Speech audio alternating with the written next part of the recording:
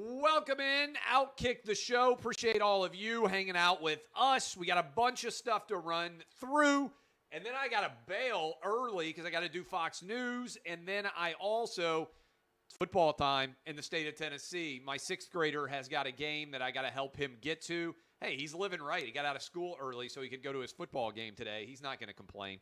Bunch of different things that I want to dive into. Let's get right to it. Scott Frost in Nebraska.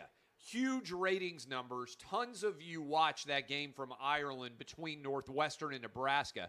I meant to mention it yesterday. I neglected to do so. Let me tell you what I got to say. The decision to kick the onside kick up 28-17, brutal for Scott Frost. 11-point lead. Everything fell apart for him from that point forward. Scott Frost, team has lost virtually every close game that they have been in. And I got to take responsibility on this one. Nebraska has one of the best, most fervent, most diehard fan bases anywhere in the country. I love the Cornhuskers. I particularly love the way they fought for the Big Ten to play in 2020. We are in cahoots here, Cornhusker fans. But I was wrong on this one. I thought that Scott Frost was the perfect hire for Nebraska. Coming out of Central Florida, he knew the culture of Nebraska. He knew the program. And I believe that he would win at an incredibly high level, and so far I've been completely wrong. Now, schedule gets a little bit easier, decent chance of sitting at 4-2 as the difficulty increases on the backside. But I think if you're a Nebraska fan, the thing you have to sit around and contemplate is what's going to happen for us to become elite again. Now, I think retrospectively cutting yourself off from Oklahoma and Texas has hurt in terms of the overall brand. Those Nebraska-Oklahoma games back in the day used to be epic. The ability to recruit Texas and go down into the Lone Star State, I think, helped Nebraska. But I never thought that Scott Frost would struggle like he has. And for basically the top candidate of your heart's desire, and I think it's fair to say that's what Scott Frost is, to not be able to pan out is incredibly frustrating. I think college football is better when Nebraska is good.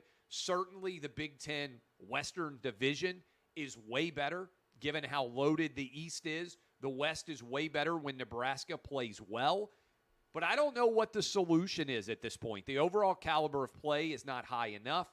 Physically, Nebraska has not been able to embrace a smash-mouth football. And every time in that crucible moment, it feels like Scott Frost ends up losing with this Nebraska Cornhusker team. We'll see if he can turn the story around. But up 28-17, I feel like that onside kick is going to linger and continue to be an issue for him going forward in terms of motivating his team. Herschel Walker. Herschel Walker will be on the Clay and Buck show on Friday. I cannot wait for that. Poll came out from Emerson. Herschel Walker now has, according to this poll, a 2-point lead on the Reverend Raphael Warnock, the current senator in the state of Georgia. Brian Kemp, the current governor of Georgia, has a 4-point lead over Stacey Abrams. I've been consistent on this. I'm going to stick to it as we are coming up on a little bit over 2 months until Election Day. I am telling you, I believe Herschel Walker is going to win, and I believe Brian Kemp is going to win. And I think Georgia is going to flip back to a red state in this midterm election. Trump, by the way, also up 5 points on Joe Biden, whose numbers are very underwater in the state of Georgia right now. I think Herschel Walker is finding his stride. Run, Herschel, run. He is starting to run, and he's running quite well, and I believe he's going to run right into the Senate. That is my prediction. These numbers out of Emerson, very favorable for him. Election's going to be decided in the Senate in Pennsylvania. Dr. Oz is finding his footing. That's going to be a battle. In New Hampshire, still have to figure out who the nominee for the Republicans is going to be. In Arizona, in Nevada, and also in Georgia, as well as Wisconsin. All of those states, those 6 will decide who is in control of the Senate. I said back in January of last year, I like the Republicans to pick up 25 seats in the House, and I liked them to pick up 3 in the Senate. I'm going to stick to my predictions. I also picked Georgia to win the national championship. I was right about that. I picked the Packers to win the Super Bowl. I was wrong about that. We'll see how my 2022 turn of the year predictions back in January end up looking. The NBA is preparing. The NBA season never ends. The NBA is preparing for its players to return to training camp. And just when I started to praise them for recognizing that COVID was no longer an existential threat to the league, do you know what they're doing? They're demanding that unvaxxed players be tested weekly for COVID. They're not requiring the same test for COVID shot participants. Why? We know that the COVID shot doesn't keep you from getting COVID or stop you from spreading COVID. Why would there still be a discriminatory testing policy in place at all? Frankly, why do you need to test anyone for COVID? Do they test for the flu in the NBA? Players are not in danger. Players' families are not in danger if they are young and healthy. If they aren't, then they can make decisions about what to do and not to do. We got to stop this crazy COVID nonsense. We got to stop all of the insanity. I talked about it on Fox News. I'm about to talk about it on Fox News again. All COVID regulations should cease to exist. It's way past time to go back to 100% normalcy. If you want to wear a mask for the rest of your life, you should have the ability to do so. But the idea that we are still forcing people to be wearing COVID masks anywhere, kids in Philadelphia are having to do it, kids in Head Start are having to do it, too many school districts out there, too many imbeciles are still enforcing this. Credit to Peter Doocy at Fox News, who asked Karine Jean-Pierre, why in the world can Novak Djokovic not enter into the United States on an airplane because he hasn't gotten the COVID shot, but tens of thousands of illegal immigrants can walk across the southern border and we don't bother checking them for anything at all? Doesn't make sense. It's absolutely and completely illogical. There is no way to justify it. Frankly, it's an embarrassment that this is taking place at all. All COVID restrictions, it's way past time for them to be over. I heard Joe Rogan say it. I will just say it. I don't care what your politics are, but if you want COVID to be over forever, then you have to vote Republicans. What Joe Rogan said in his interview with Aaron Rodgers, he's 100% right. Normalcy will return when there are electoral consequences to this insane, fear-porn, Corona bro behavior that continues to be embraced by the left wing in this country. Many of their people have had their brains break over this situation. It's well past time to end it.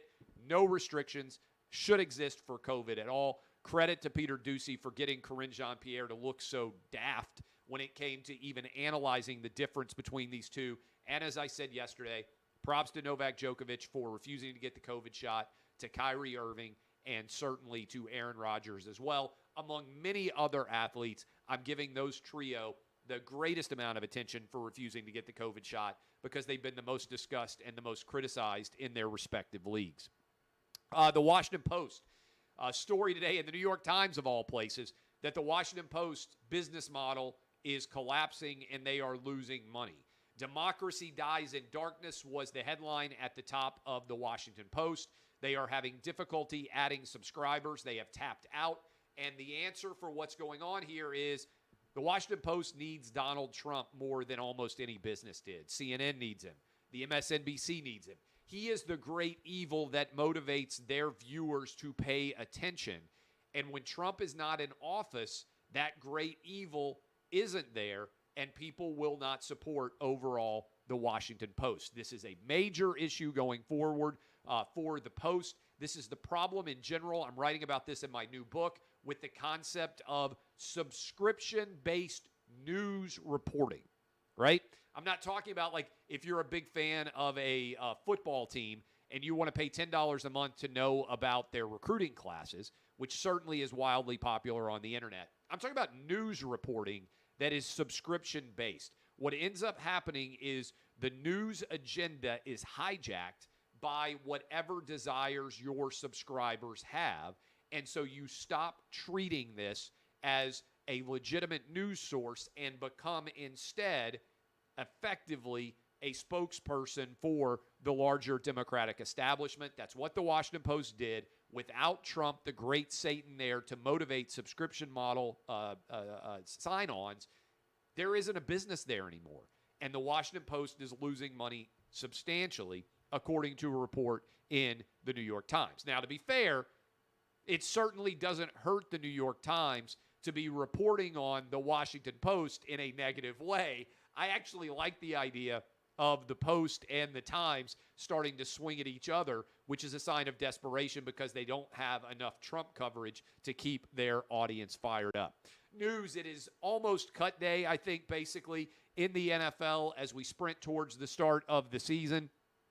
Alex Leatherwood, former offensive lineman from the University of Alabama, he has been released. Big-time move by the the Vegas Raiders. I'm going to get it right sooner or later. Las Vegas Raiders have a brand-new head coach. The Gruden regime is over. Alex Leatherwood, 17th pick overall in 2021 of Mike Mayock and of John Gruden. They are cleaning the slate, really kind of unheard of, although it happens sometimes for behavioral issues, but really unheard of for performance-based issues to cut the cord this quickly on a high draft pick. But that is exactly what is going on as it pertains to Alex Leatherwood, 17th pick overall in the 2021 NFL Draft. He played one season with the Raiders, and he now is going to be a free agent. All right. I love all of you. We'll have a show tomorrow. Then I'm headed up to Knoxville. Tomorrow we will have a live Outkick 360 show for anybody that is going to be up for Ball State, Tennessee. Sorry, Thursday. Thursday we'll have that live show. Tomorrow is Wednesday. I'll be right here with you Thursday for that show. Tomorrow is the last show of the week. I appreciate all of you. Thank you for being fans. We'll be at Old City. If you know that area of Knoxville, you can come hang out with the Outkick 360 crew. Jonathan Hutton, Chad Withrow. I'll be on as a guest. I believe they're going to have Heath Schuler and other Tennessee football legends. Be getting you ready for kickoff of the official college football season. Thursday, week 1, that is 2 days from now, we'll be up in Knoxville. Next week, be down in Austin for much of the week for Alabama, Texas. Cannot wait. Week after that, down in Auburn for Penn State and Auburn. Appreciate all of you. DBAP, unless you need to SBAP, I am Clay Travis. You can now flip it over. I'm about to be on Fox News, and I'm also going to be on Will Cain's podcast. A lot of different moving parts today. Then I'm headed straight to go watch my 11-year-old play his JV football game. Appreciate all of you. Thanks for being fans of Outkick, and thanks for making August the greatest month in Outkick history. See you guys tomorrow.